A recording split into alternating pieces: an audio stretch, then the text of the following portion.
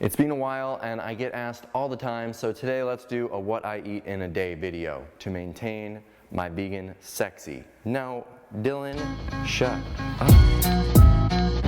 Hey everybody, this is Dylan. You don't know me as much of a smoothie guy, but I'm giving it a shot. A couple weeks ago in one of the live videos, we talked about how I could increase some muscle gain and that if I incorporated more of these leafy dark greens, these are microgreens that I grow myself, into my diet, then maybe it will make a difference. And plus, I need to be eating more leafy greens. So I'm gonna give this a shot for like a month. We'll see what happens. These are pea shoots. Oh yeah.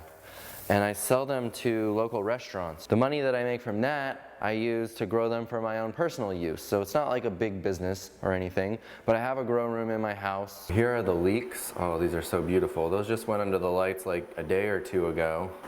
Nasturtiums, ooh. This is another type of peas that I grow that are really popular because they have these tendrils on them. So the chefs love these cute little tendrils. And this room is totally climate controlled. I control the AC. I'm controlling the humidity over here. This tray here is actually the same peas that I put in my smoothie this morning. They're just a lot younger. You can see they're just in their pea sprout stage and they've just gone under the lights, so they'll start to get green and grow into nice big beautiful pea shoots. If you had to go out and buy like a whole tray of these microgreens, I sell for $45. That means that each of these smoothies would cost like $11 of just the microgreens part of the smoothie. And if I do that every day, that would be a lot of money. But I'm growing them myself, so obviously I can grow them for a fraction of the cost because I already have all the equipment and all I have to do is buy more seed and more of the little cocoa pads. So it's pretty cheap for me to grow my own. I would not recommend you go out and start doing microgreen smoothies every day, buying microgreens at the store. That would be totally unsustainable, I think, unless you're filthy rich. So I'm gonna take 2 of these pads. This is 4 pads. Normally there are 8. I've already gone through half of this. And I'm gonna take 2 of these pads and make a smoothie out of them. So there's water in there because, you know.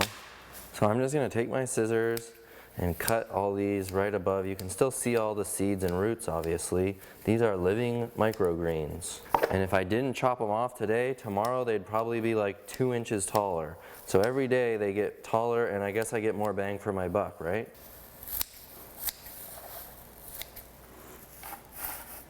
So next I have this mix. I went to Costco and bought their fruit blends, and this is an organic peaches, mango, strawberry, pineapple.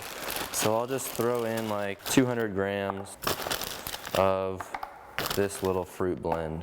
And then along with that, I've got this Kirkland 3-berry blend with raspberries, blueberries, and blackberries. I like a little bit less of this, so I'll put in like 120 grams of this mix. And since normally I am terrible at getting my flax seeds and chia seeds in my diet, this is an awesome opportunity to get that done.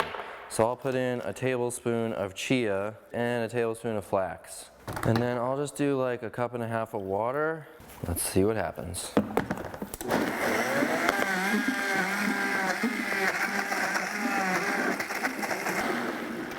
Oh yeah, here we go.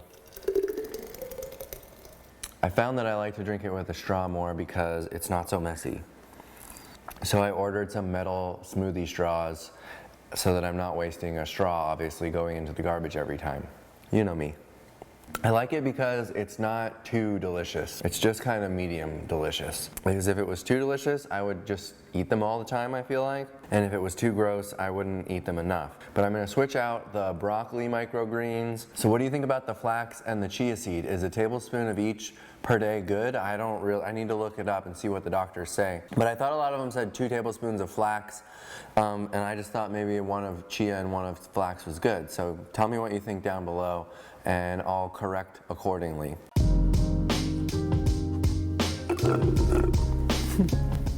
I haven't straw slurped in years. Oh yeah. All right, for lunch I am going to make some fancy pants mac and cheese with my world famous cheese sauce mix that you can buy at the wellyourworld.com website. I'm also going to use some of this beautiful broccoli, frozen broccoli that I bought at Costco yesterday. I've been working on making some videos. I've gotten a lot of requests for videos that require absolutely no chopping or food prep of any kind. All right, y'all, you're going to be blown away by how easy this meal is, but all I do is throw in some shells. Oh yeah. Maybe a little more. Give it a little stir. All right, this is the easiest thing. Once your pasta is like halfway cooked, I just dumped in this whole 1 pound bag of broccoli and then get it back up to a boil, and it just has to simmer for another minute or two, and then we'll strain it out and throw it all together. All right, let me show you how easy it is to throw together some cheese sauce. Throw in your water and then pour in the mix. And if you want it, this mix is totally nut-free. It's SOS free, so there's no added salt, oil, sugar. So if you want more of that flavor, you could add like a tablespoon of soy sauce or less, or you could add a little small handful, like a 1/4 cup or less of cashews. I'm good with it just as is, so here we go. So here go the noodles and the broccoli, and let's get this cheese sauce. Oh yeah. And then I'll just stir it up and it's done. Damn, I could have put even more broccoli in here. Oh yeah. And then how about a little optional avocado to top it off, and then a little bit of pepper on top. Not a whole lot of meals are easier than that. I love to do this with a bag of frozen peas too, or shelled edamame is really good as well. Amazing.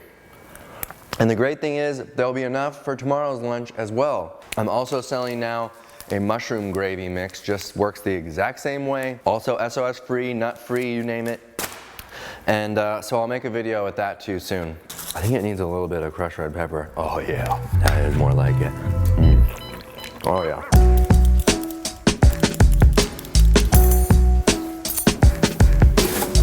It is dinner time, and all I'm going to do is dice up like 4 russets, and we're making some beans.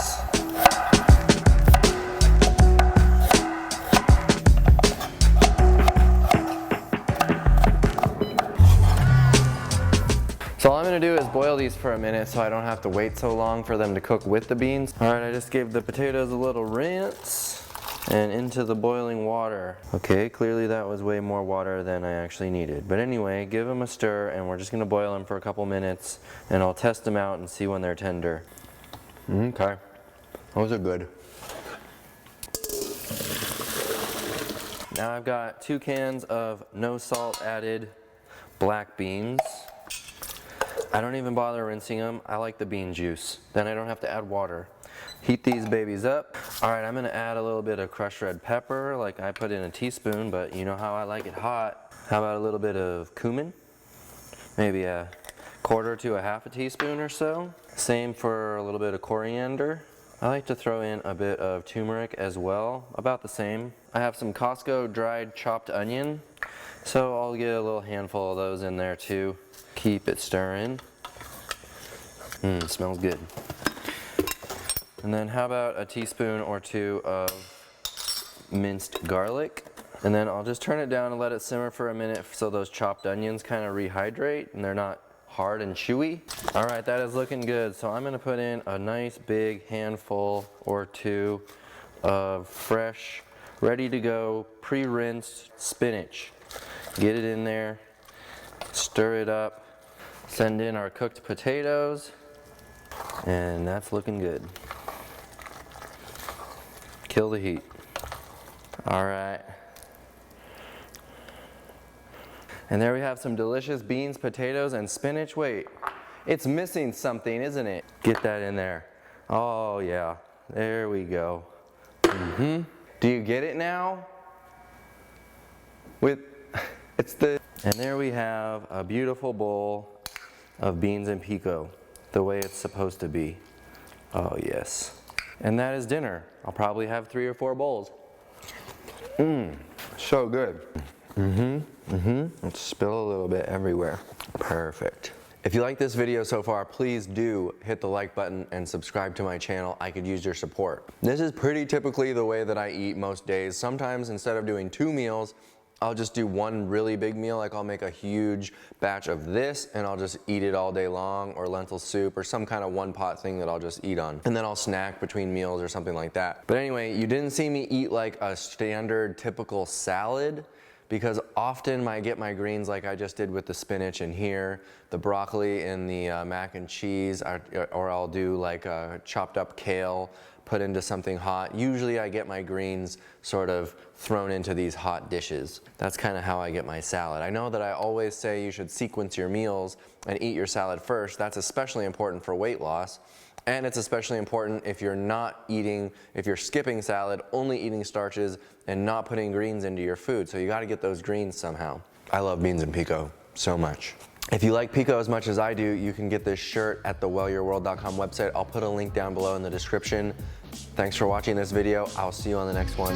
Bye.